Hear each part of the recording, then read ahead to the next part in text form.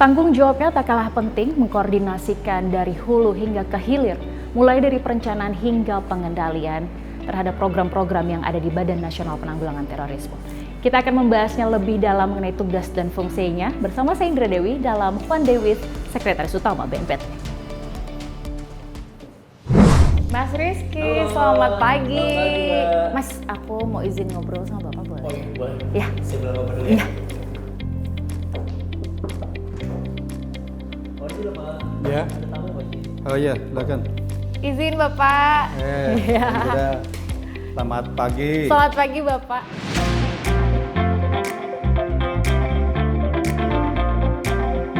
Apa kabar? Baik, Pak. Sehat ya? Iya. Alhamdulillah. Alhamdulillah. Iya, Nih, iya. Indira mau izin ngobrol-ngobrol sama Bapak boleh ya Pak? Boleh. Ya, di sini aja kali ya Iya, Pak ya? sini, silakan duduk, Oke, Pak. oke Silakan Pak. duduk, Pak. Makasih Iya, banyak iya. Bapak. Iya. Gimana Mbak, bisa apa yang mesti dijelaskan atau bisa dibantu? Aktivitasnya banyak banget ya hari ini ya Pak Iya, ya? memang kerjaan-kerjanya banyak. Kerjanya banyak itu karena apa? Memang organisasi kita sedang bertumbuh sehingga kan memang banyak rencana-rencana kerja harus kita lakukan.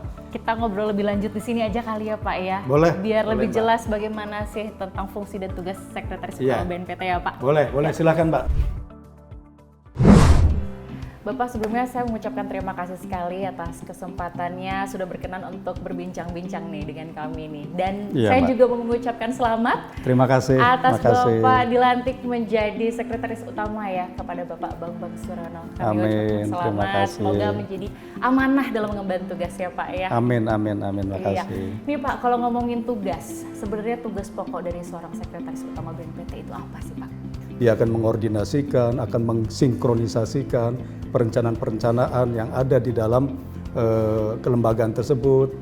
Kemudian juga dia akan melakukan pembinaan dan pelayanan administrasi, ketatausahaan, kehukuman dan seterusnya. Seperti itu. Berarti bukan hanya internal saja dan juga eksternal menjadi tanggung jawab Sekretaris Utama BNPT berarti ya Pak? Betul.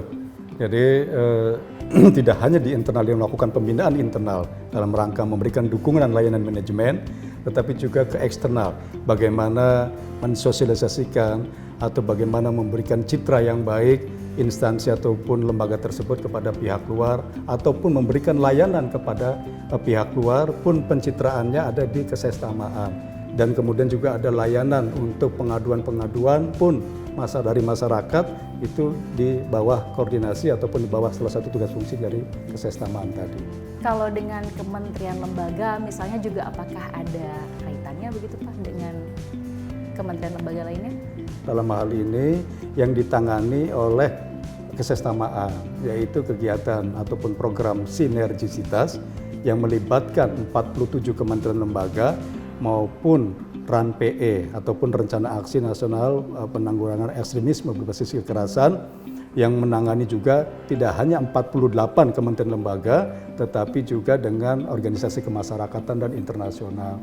Kemudian terkait dengan pengelolaan anggaran pun di kesestamaan. Untuk di BNPT yaitu dikelola oleh Biro Umum. Ada bagiannya itu bagian keuangan yang salah satunya mengurusi bagaimana supaya bisa unit-unit kerja ini beroperasi, bekerja sesuai dengan tugas fungsinya, harus ada dukungan dari resource-nya tadi, dari sumber pendanaannya tadi. Wow, cukup banyak ya pekerjaan dan tanggung jawabnya Ya. seorang Sekretaris Utama BNPT ya Pak ya? Ya, belum pembinaan personel juga. Ya, oke. nanti pembinaan personel pun ranahnya kesestamaan. Meskipun ditempatkan di unit-unit teknis yang lain, Artinya banyak sekali yang dikerjakan mulai dari perencanaan hingga penganggaran, terus juga Pembinaan pembinaan personel, tadi. betul. Ya.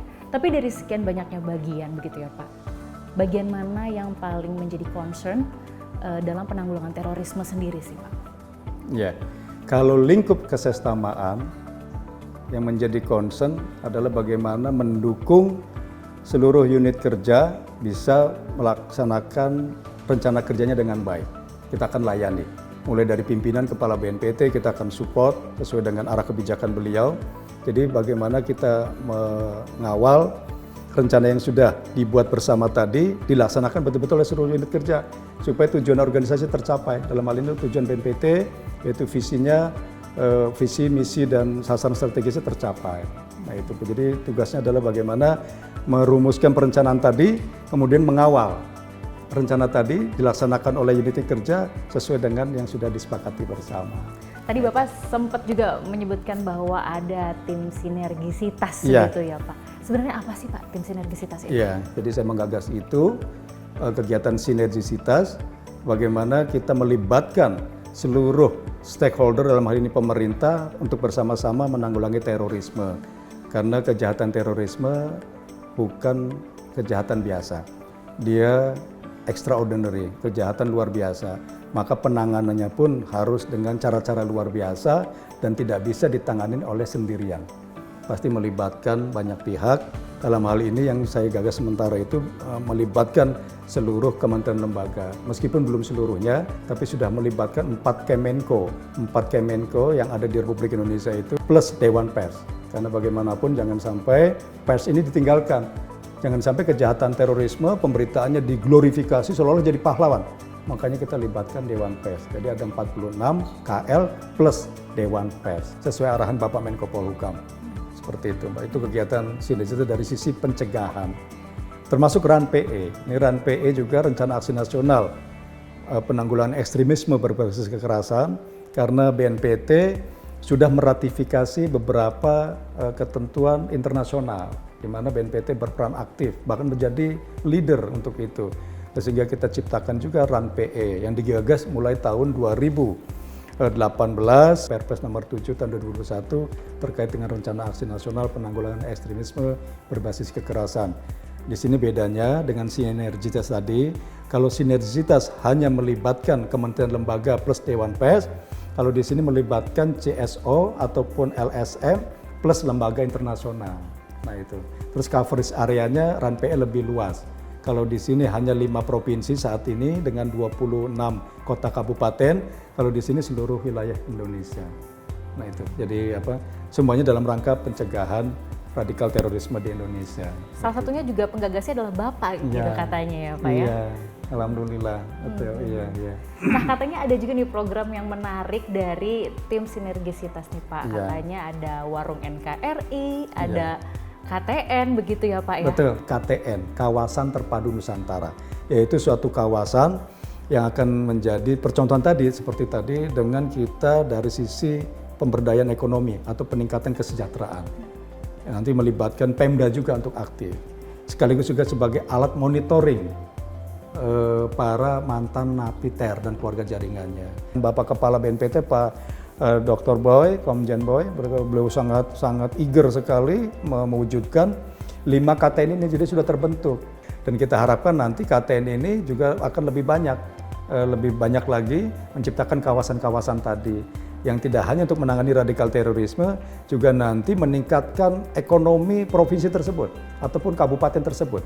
Kalau ekonominya berkembang, otomatis PAD-nya, pendapatan asli daerahnya akan berkembang, otomatis pajaknya akan meningkat. Nah itu juga akan berkontribusi secara provinsi, mungkin secara nasional.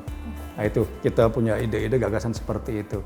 Dan jadi kalau KTN tadi adalah ladangnya, betul. Warung NKRI ini adalah warungnya satu lagi, ya warungnya. Pak ya? Nah satu warungnya. Nah ladangnya tadi beraktivitas untuk ekonomi dan seterusnya. Nah manusia sebagai makhluk sosial pasti perlu ngobrol, perlu bincang-bincang. Ini harus ada tempatnya. Nah, kita siapkan tempatnya. Namanya Warung NKRI. Ini terobosan Pak Komjen Boy, Kepala BNPT, Warung NKRI tadi. Diciptakanlah Warung NKRI, di mana menjadi tempat untuk kita bisa diskusi, membicarakan tentang masalah-masalah wawasan kebangsaan dan seterusnya. Terus di dalam periode-periode tertentu diciptakan diskusi tadi supaya terarah, ada diskusi, ada narasumbernya. Di Sentul ini ada termasuk ya Pak? Yang di Sentul. Di BNPT sendiri sebagai penggagas pasti harus memiliki. Iya, bener nah, mungkin kita bikin di tempat-tempat lain, di BNPT sendiri tidak ada. Sehingga kita pun juga punya Warung NKRI. Nanti kapan-kapan kita bisa ngobrol di situ. Sekarang gimana Sekarang Pak? aja? Iya. Boleh? Boleh? Kita sekarang kita aja boleh? Kita langsung ke sana aja Pak. Ayo. Mari Pak. Mari, biar kita bisa lihat konkretnya seperti apa. Iya, jadi ngopinya di situ ya ngopinya Pak di sekalian. situ. Ayo, Oke, mari. makasih Pak Indira. Nah ini dia nih ya Pak, Warung NKRI-nya ya nih Pak. Betul. Yang ada di Sentul. Jadi jumlahnya berapa Pak? Sampai hari ini sudah 20 Mbak, Warung NKRI yang dibuat oleh BNPT sebagai wadah untuk diskusi-diskusi kebangsaan di tempat yang sederhana, kemudian juga lebih santai dan seterusnya. Luar biasa. Nah, ini katanya melibatkan juga mitra deradikalisasi ya Pak ya? Ya, jadi nanti kolaborasi dengan bantuan berbagai pihak, tidak hanya oleh BNPT, tetapi misalnya oleh Pemda setempat dan seterusnya membantu bagaimana memfasilitasi warung itu bisa berdiri. Kemudian ngelolanya itu adalah mitra deradikalisasi kita dan penyintas seperti itu Mbak. Ya. Jadi kita ikut memberdayakan mereka juga. Iya. Untuk Terima bisa kasih. aktivitas ekonomi. Terima kasih ya Mbak ya. Tadi seputar tanggung jawab Bapak, kegiatan Bapak selama berada di BNPT, apalagi sekarang sudah menjadi Sestama begitu ya Pak. Tantangan terbesar Bapak selama di sini apa sih Pak? Bagaimana kita nanti mengkonsolidasikan di internal BNPT-nya sendiri supaya melaksanakan tugas fungsi sebaik-baiknya seperti kita coba untuk mengkonsolidasikan seluruh stakeholder terkait, tidak hanya pemerintah tetapi juga akademisi, masyarakat, insan media, pengusaha dan seterusnya menggunakan strategi pentahelix. Yaitu bagaimana tantangan terberat itu mengkonsolidasikan semua elemen tadi, semuanya masing-masing untuk bersama-sama menjaga keutuhan keberlangsungan NKRI ini dari ancaman radikal terorisme. Bapak terakhir, program yang kira-kira sudah direncanakan ke depan seperti apa dan harapannya bagaimana Pak? Ya, bagaimana supaya BNPT bisa bekerja lebih optimal, mengkoordinasikan penanggulangan terorisme seluruh stakeholder terkait. Bapak terima kasih sekali perbincangan kita hari ini. Dinas Komunikasi berkenan untuk ngobrol-ngobrol nih Pak. Warung NKRI. Iya, sambil ngopi sambil lagi. ngopi. Sampai ketemu lagi ya Pak. Baik, terima kasih Mbak Indira, sukses selalu. Iya. Terus berbuat baik untuk bangsa. Pasti. Jangan pernah lelah untuk berbuat untuk NKRI yang kita cintai bersama. Iya. Terima kasih banyak Bapak. Baik, terima kasih. Sampai jumpa. Makasih, sampai jumpa. Mari Pak. Terima kasih Mbak Indra. Tidak mudah dalam mengemban tugas, apalagi tujuannya untuk menyelaraskan kepentingan bersama demi Indonesia harmoni. Saksikan terus bincang-bincang seputar fungsi dan tugas dari BNPT bersama saya Indira Dewi dalam One Day With. Sampai jumpa, salam damai.